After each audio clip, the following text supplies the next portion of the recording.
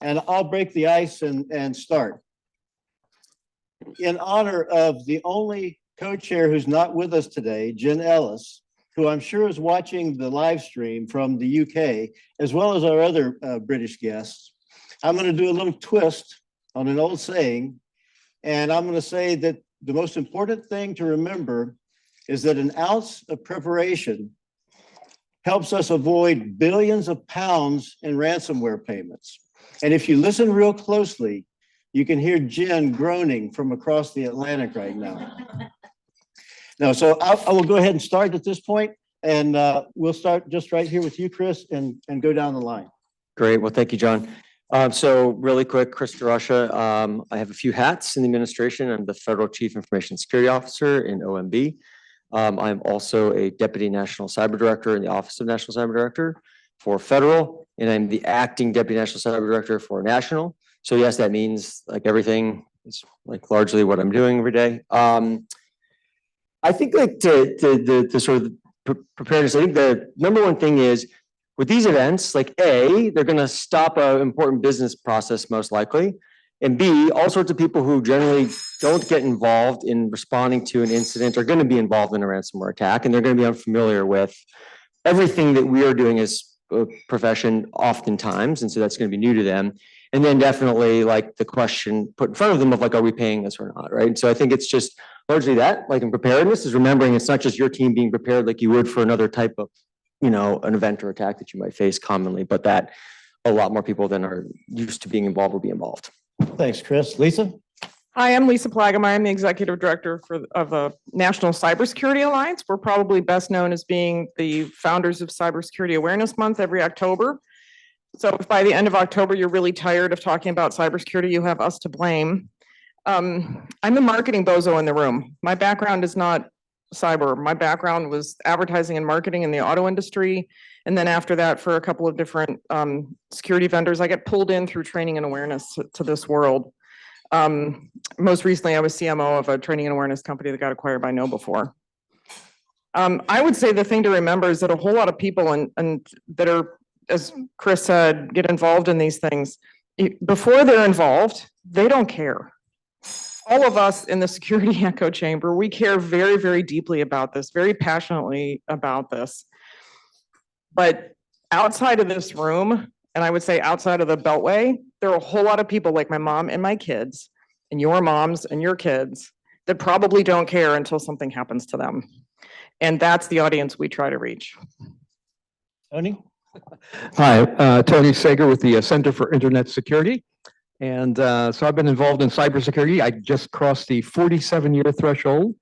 You might wonder why I didn't solve any of these problems earlier. I can't explain it, but and I spent my first 35 years at the National Security Agency as a vulnerability analyst, helped pioneer a lot of the cyber defense work. Ever since then, in the various nonprofit kind of activities around cybersecurity. So my focus is on the tradecraft of attackers and how to translate knowledge of that into technical controls. And the thing I'll say about preparedness, the bottom line for me is, much to my chagrin, it took me about half my career to figure this out. Knowledge of attackers and knowing the technical controls never has caused sustained action, because the right technical answer will not succeed without a complementary ecosystem of sort of education, measurement, tooling, technology, processes, governance, you know, and including public policy and incentives. If we don't align all those, then the right technical answer just drifts off or gets reinvented every 5 years. And believe me, I've seen it happen many times. So that's why we're involved in this activity and happy to be a part of both this panel, but also the larger activity of the Ransomware Task Force. Thank you. Thanks, Tony. Bryony? Yeah, good afternoon, everyone. So I'm Bryony Crown, and I lead on cyber policy at the British Embassy here in DC on behalf of the UK government. And I really wish I could think of something really witty to say to complete John's sentence, but unfortunately, this is going to be a pretty standard government line. But for us, the most important thing is about increasing the visibility of the threat picture to identify the most proportionate and impactful levers. And Nicole? Hey y'all, I'm Nicole Tisdale with Advocacy Blueprints. I've been in cyber policy for a while. I worked on the House Homeland Security Committee for a decade and most recently at the White House National Security Council, where I was Director of Legislative Affairs. So if there's a piece of cyber legislation that you don't like in the last 15 years, I didn't have anything to do with it. If there's a piece that you do like, it was mine. You can thank me later. But I think to answer the question, I would say the most important thing to remember is that these attacks, cyber attacks and ransomware attacks impact different communities very differently, and some communities are never going to recover. I spend a lot of time now working on advocating for marginalized communities and vulnerable populations when it comes to cyber policy. And so that's something that's always at the forefront of my awareness, that these attacks are devastating no matter the dollar amount. And it really is something that many communities won't ever overcome. Thanks, Nicole. And I was trying to be cute with my opening statement there, but I was very serious about the function of preparation being a special passion for me. And there's been a lot of discussion about banning ransomware payments. To me, one of the most critical things that needs to happen to at least reduce, if not put us in a better position to actually ban ransomware payments, is to increase the level of preparedness much beyond where we sit today. And that's why it's so important to me. So out of the 24 in 24, 6 of them deal specifically with preparedness. And we're going to discuss those today. I'll go over them briefly. Number 1, highlight available internet resources to decrease confusion and complexity. Number 2, run nationwide government-backed awareness campaigns and tabletop exercises. Number 3, require local governments to adopt limited baseline security measures. Number 4, require managed service providers to adopt and provide baseline security measures. Number 5, to alleviate fines for critical infrastructure entities that align with the ransomware framework. And then number 6, investigate tax breaks as an incentive for organizations to adopt secure IT services.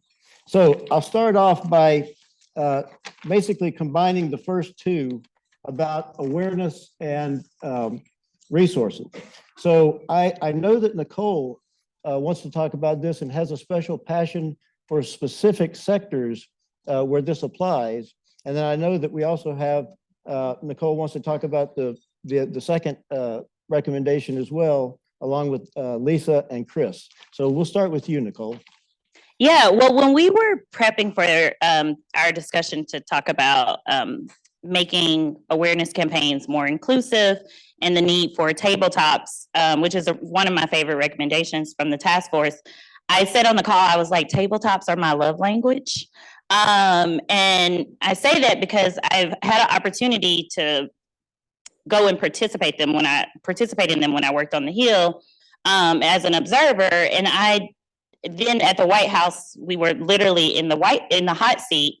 And I just realized how important it is to give people a safe space to run through what is going to be the worst day of their lives, or the worst week, or the worst month of their lives, because there are things that you just can't see, and you won't know about these vulnerabilities until you have like a live scenario where you can practice.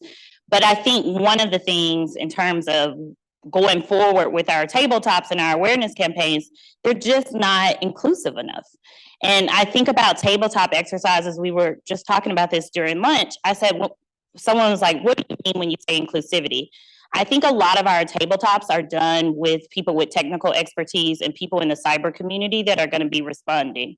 But that is not how it works in the real world. And we used to call them Sharknadoes at the White House, because it was just everything thrown at us at once. And it wasn't just the National Security Council that was involved in these tabletop exercises. You had people there from the Domestic Policy Council. You had people there from the National Economic Council, because if a cyber attack happens, all of those people are going to be involved. And the example that I talk about is, I'm like, if we're talking about small rural water sectors in Mississippi, having a tabletop where they are attacked in the middle of a recovery from a tornado, but also during flood season because the snow is melting in Minnesota, it sounds like, oh, well, that's too much for a tabletop, but that's April.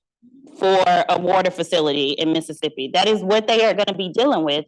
And we also know that these criminals are not going to attack them when it's sunny and football season in September.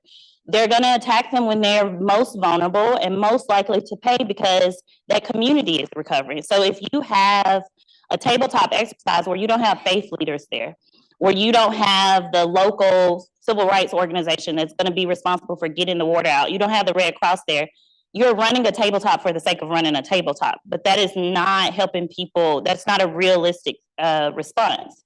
And I think similarly with the awareness campaigns, a lot of our awareness campaigns are the language that we use is not simple. The way that we write, the way we talk about these things, they're just not applicable to people who are going about their day-to-day lives. And to Lisa's point, we'll say, well, the resources were out there. And it's like, well, the resources were never tailored to the communities that we were trying to concentrate with. And I think a lot of the times in the cyber community, we try to recreate spaces that already exist. Like, we're going to have a cybersecurity conference and we're going to do the tabletops. No, the Black Chamber of Commerce, the Hispanic Chamber of Commerce, they already have a convention. Why not go do a tabletop at their convention? Don't create a cyber convention and then wonder why people didn't come. Go where people are, meet people where they are. This infrastructure already exists. And I think going forward, the cyber community is going to have to understand we can't keep building infrastructure. We need to take our expertise and we need to take our language to the infrastructure that already exists so that we can reach more vulnerable populations. Very practical points. Wendy is like, she loves clapping for me. Thank you, Wendy. Lisa and Chris, I know you want to talk about this as I well. completely agree with everything Nicole just said. We're really bad at bearing the lead. So there's a ton of material out there. If you're a small business person and your security's on your radar, you're thinking, you're a car dealer and the car dealer down the street had a ransomware incident. It's on your radar. So maybe you start looking for information or you think, oh, I better hire an MSP. There's plenty of information out there for you. But what about those people that aren't paying attention? It's just not on their radar. When you start every awareness campaign from the outset, sort of putting it out there that this is going to be about security or cybersecurity, whether it's a national campaign like Secure Our World or Shields Up or any of those things, or some campaign that an organization is running, when you make it really obvious that this is about how to protect the country or the company, there's a whole bunch of people who don't care about that. So if you don't bury the lead, if you don't pull them in some other way or go to where they are, then you miss the chance to deliver your message. It's David Ogilvy. When you've written your headline, you've spent 70 cents of your advertising dollar, right? If you never get them past the headline, the rest of it was a waste. So we created a campaign. We had a corporate gift from somebody that wants to remain anonymous. They said, we want you to do something really edgy. And we want to get the attention of people who aren't paying attention. So with $500,000, we were able to create a video series called Cubicle, spelled with K's. I have a board member in the room who's like, oh God, not this again. So we have gotten, with only spending $100,000 on the advertising and $400,000 on the production of a dozen episodes, we've gotten 8.2 million views of these videos. And it's because we buried the lead. We led with it's like watching an episode of The Office, except it's the office of the bad guys. So you can imagine what that looks like, right? And there's a ransomware department and there's a romance scam department and all these things. But they're entertaining and you have to slip the education in without people noticing. And once you get their attention, then you can begin to pull them in further and further and get them more and more involved to the point where they actually are thinking about preparing themselves or preparing their businesses.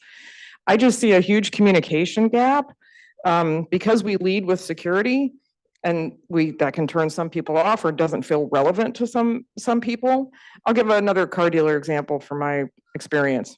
IT guy says to the car dealer, we really need to replace that old machine in the parts department running Windows XP. Dealer says, well, the parts manager tells me it's working just fine. Why should I spend money on that? Go away, you bother me. That's it. Nothing ever happens, right? And then you have this vulnerability sitting there in the parts department.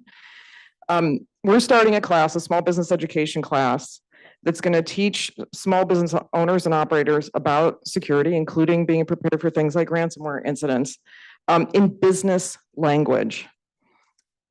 Because there's just this huge communication gap between people like us and especially small business people. which we all know can make all of us vulnerable. You want to talk about Cyberstorm Well, 9? I mean, just quickly, I mean, of course, like a ton of value in the exercises, and I've kicked off 2 different ones, Cyberstorm and another one, hosted by Secret Service. You know, because it makes it real, you learn something every time. And then hopefully you take that back in your organization. Like I said before, the people who aren't paying as much attention, you make it real for them. So I think I completely agree, like leading with benefits first, you know, as opposed to like doom and gloom first is like way more effective. And I just keep going and saying eventually this is all effective and helpful and needed now. And it's also not going to ever get us there awareness. So we have to focus on, like we did in the National Cyber Strategy, secure by design, secure by default principles, right? Those who have more resources, all of the big tech providers, companies need to be doing more to design technology that is, you know, not as easy to hack. And we need to re-architect our systems, which we're actively doing in the federal government to be harder to get in, to reduce down the noise to a manageable level. So I think that in the day, we need awareness now, but it's like, because we haven't done the thing that we really need to get done yet. And also just on the awareness stuff that I found really effective and something we tried in Michigan, right? Like the technology telling you, like people telling you to do more is helpful. But when the technology is like, hey, this is like a bad decision to connect to this network, it's like, I didn't know that, right? Well, yeah. So the tech telling you live when you're about to do it is way more effective than somebody telling you like a month later, like why that bad thing happened to you. And that, again, back to sort of how we're designing our technology is really important for awareness too. That's the behavioral science nudge. Yeah, I mean, I think we need to listen a little bit more to the behavioral scientists and the advertisers who use behavioral science to try and influence people, because I agree that that really, really works. The other thing I wanted to add really briefly about awareness campaigns, for all the great stuff that CISA has done, I think there's a lot of room for the private sector to do more. Because the private sector can do things that government can't, like SEO and SEM, and spend money on advertising, and even the process of hiring a creative agency to create an awareness campaign. You don't go to the lowest bidder, right? You're looking for the best creative talent. So when government does campaigns, they can be effective, but I think that there's still a lot more the private sector can do to create awareness. Thanks, Lisa. I should have mentioned that, you know, these 6 recommendations that I mentioned, they're not standalones. They're often related to each other and to some of the other 18 out of the 24 recommendations that we're focusing on. Let's transition to the baseline security measures. And I know that both Bryony and Tony both want to talk about those. Thank you.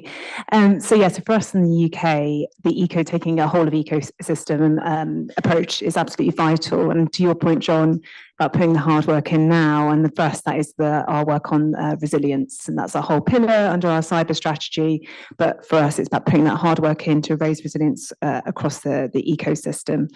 The other really important parts for us is about disrupting the money flows.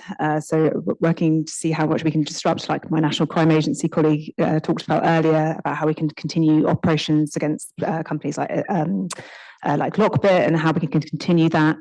And then it's also about building that threat picture as well, and thinking about how we can really build that to help inform the right tools.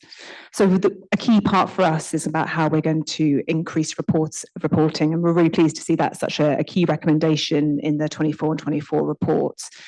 For us, that is something that's absolutely vital for government agencies and law enforcement to build that picture of exactly what's happening, and not just doing that in individual countries, but also internationally, and doing that at scale.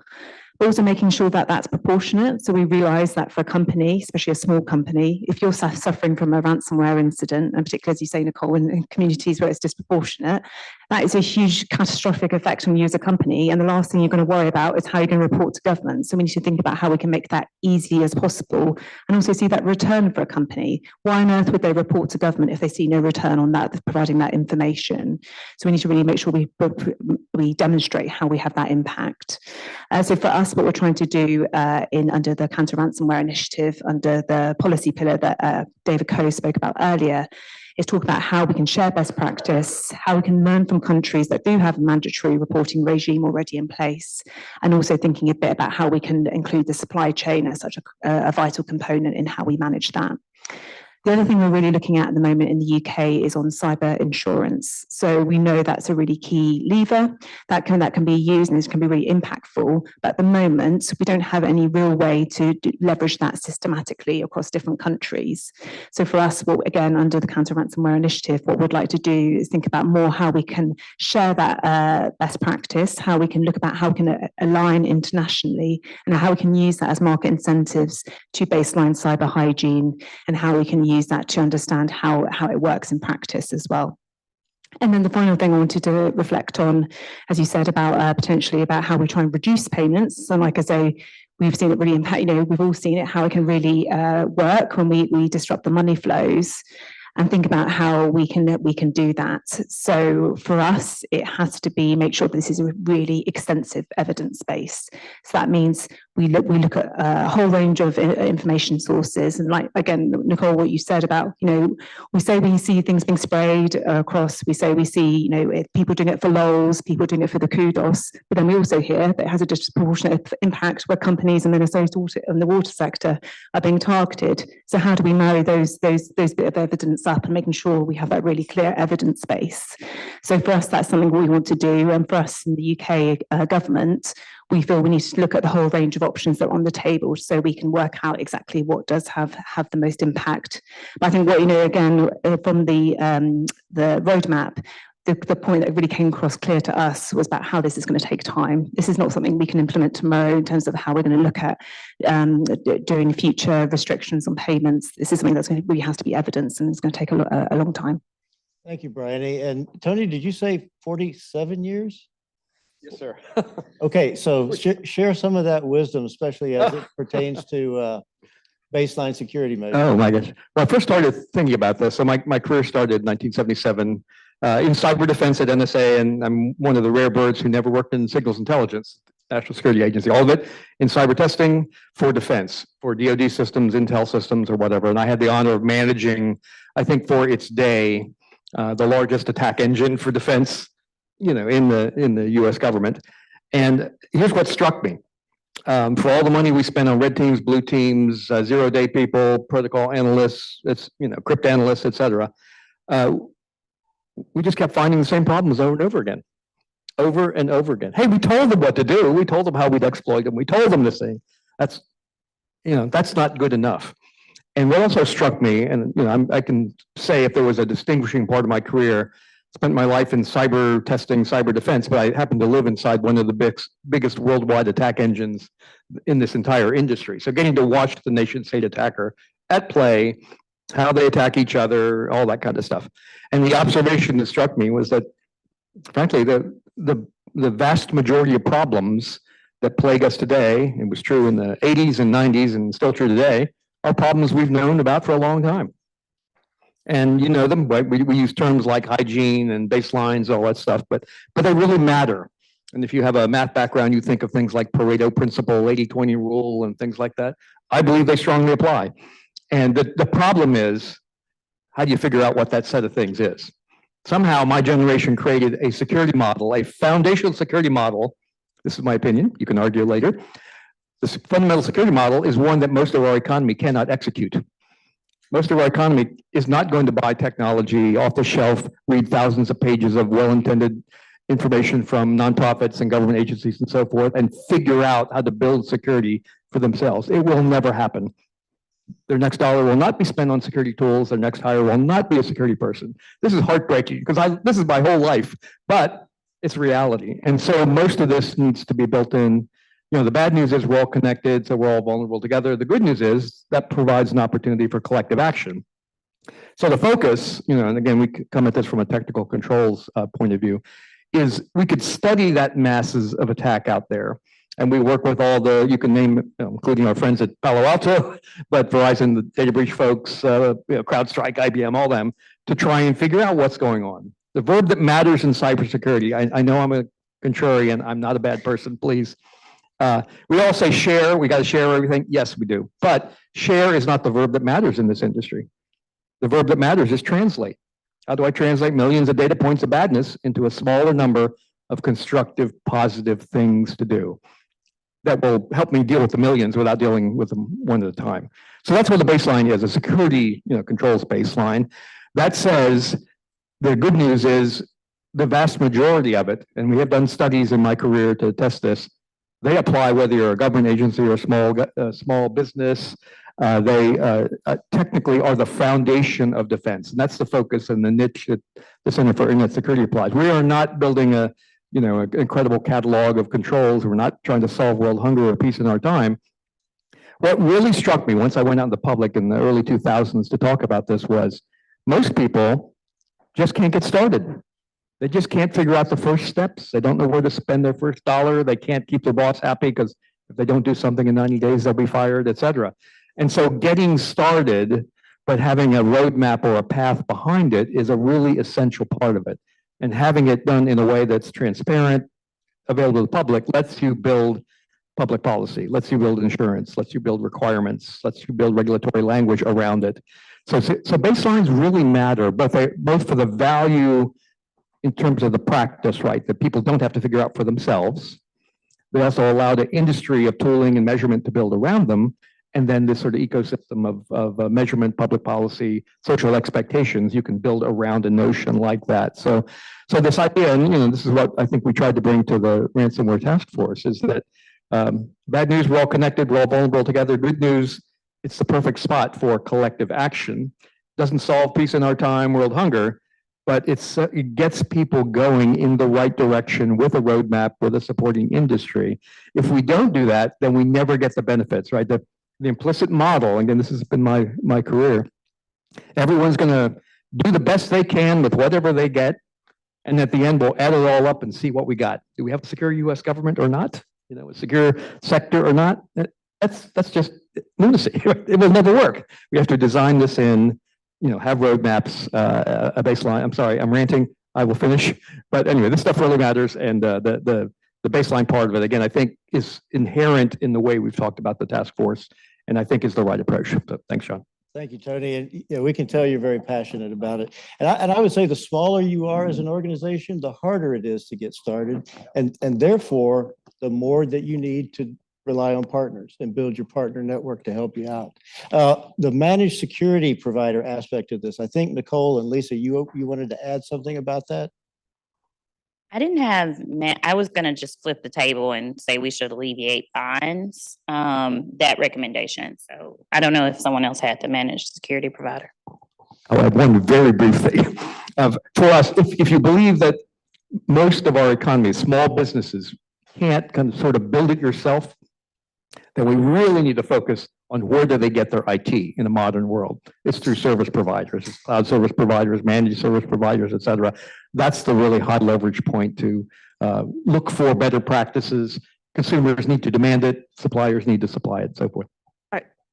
I'd say that a lot of small businesses don't even know how to hire one. They don't know what questions to ask. They don't know where to start. It's going to be part of our course. There's going to be a whole session taught just on what questions do I even ask? Because if they didn't come up through their business on the IT side, which most small businesses haven't, back to my car dealer example, most car dealers started out as salespeople, then they don't even know how to hire this person.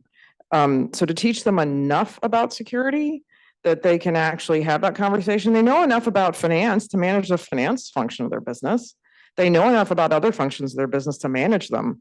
But IT is just a lot of wuzza. Like they just really don't get it, and they don't like dealing with it because it makes them feel like they don't know what they're doing because they don't have the depth.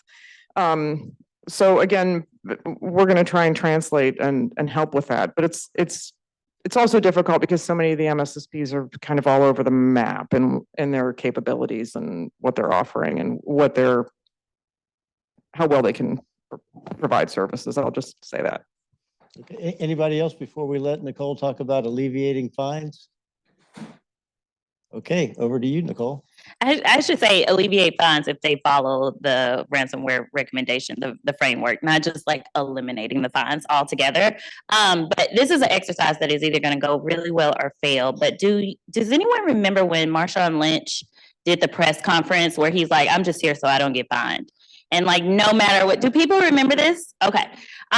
Okay, so maybe this will work out well. Okay, so no matter, for the people who don't know, No, he did not want to do a press conference. I think it was right before the Super Bowl, and he's like, I would like to prepare for the game, not do a press conference.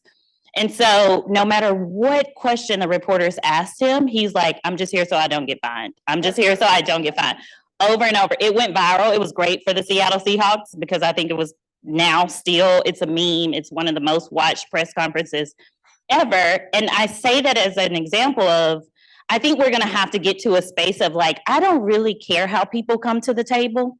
And if the only reason you come to the table and the only reason you implement baseline security is because you don't want to get fined, I really don't care. Right? Like if that is the motivation, I think it intrinsically gives us other things. So when you don't want to get fined, what I also hear is you're going to proactively invest into solutions because you don't want to be fined. These are long-term things. You don't want to be fined this year. You don't want to be fined next year. You don't want to be fined. And so I think as we're looking for solutions, I would love for people to come to the table because they really care about security, but I know they care about not getting fined. And so I say that as part of, I think these financial incentives are really, really important and people dismiss that. And so I use the alleviating fines and one of the recommendations as part of a toolkit. I think we should also have grants. I think we should also have subsidies. I think we should also have low interest loans. I think people need technical support. Like there is something to be said about being able to have a body and a seat to help the person who is also the city's grave digger and also the chief of the fire department. Like some people are going to need that technical assistance.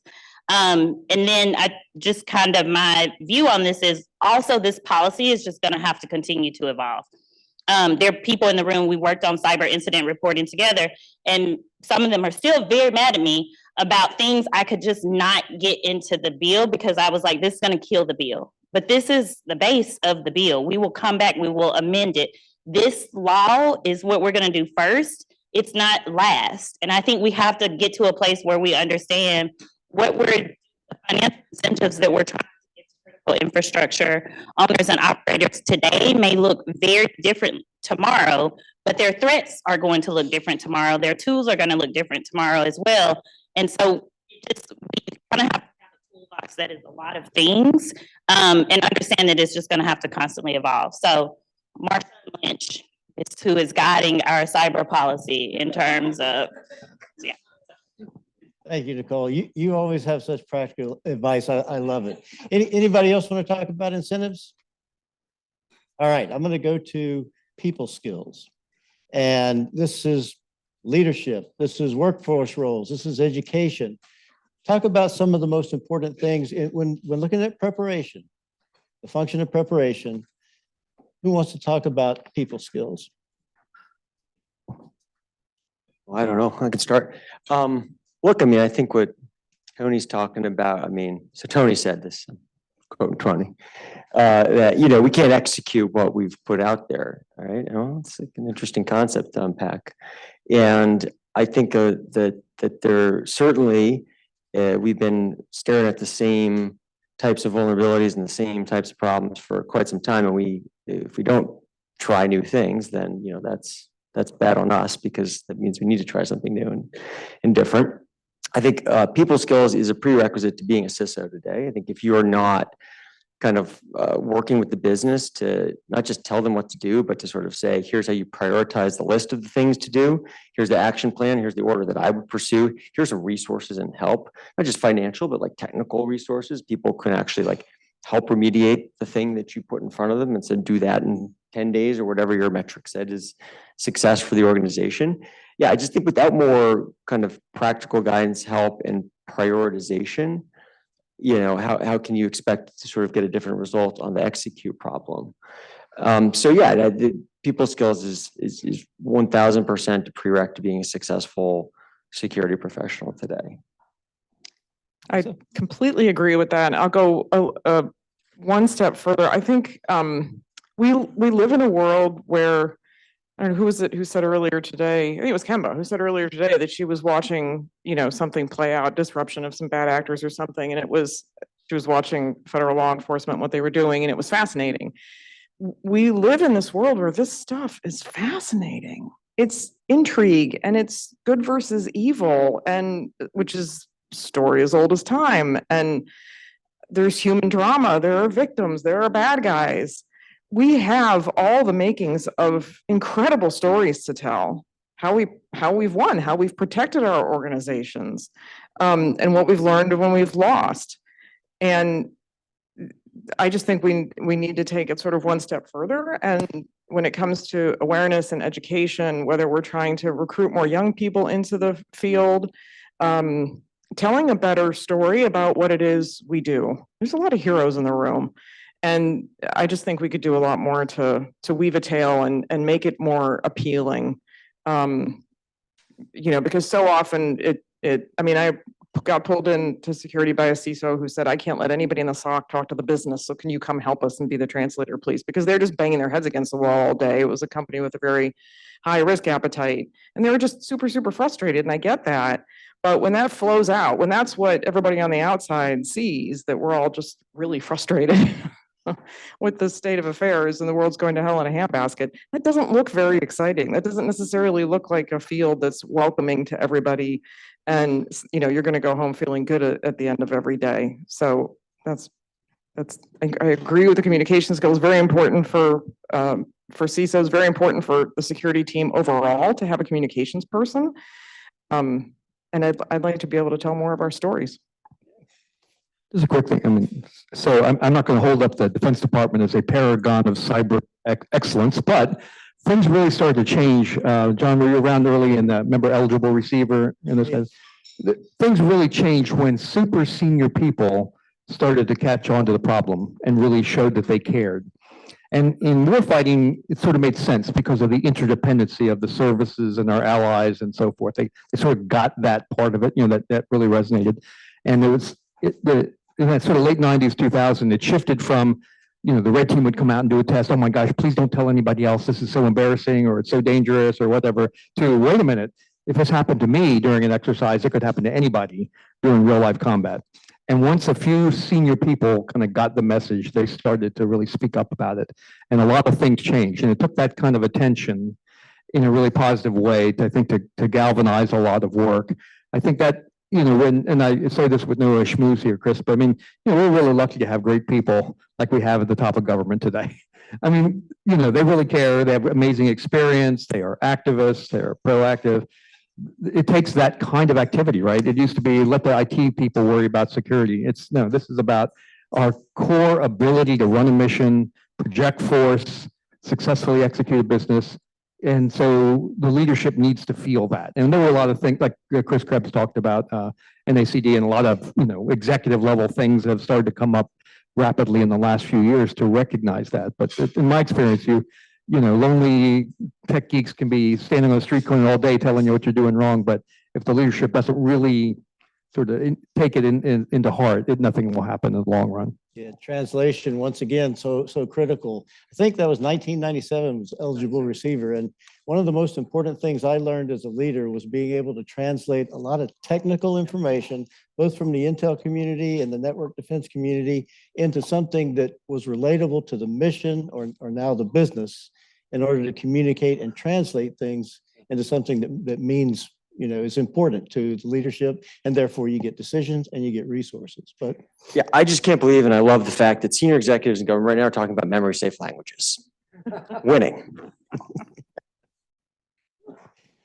all right, I'm gonna save the rest of our time for Q&A. If you don't ask questions, I'm going to subject you to my dad jokes and take it from my family. You do not Don't ask wanna questions. go I want to there. hear these. You do not want to go there. Do we have a microphone? Oh, Josh is back. I'm sorry. We've got the first question back here. All right, You'll be next, Phil. I'll try to compress what I was going to say because you covered some.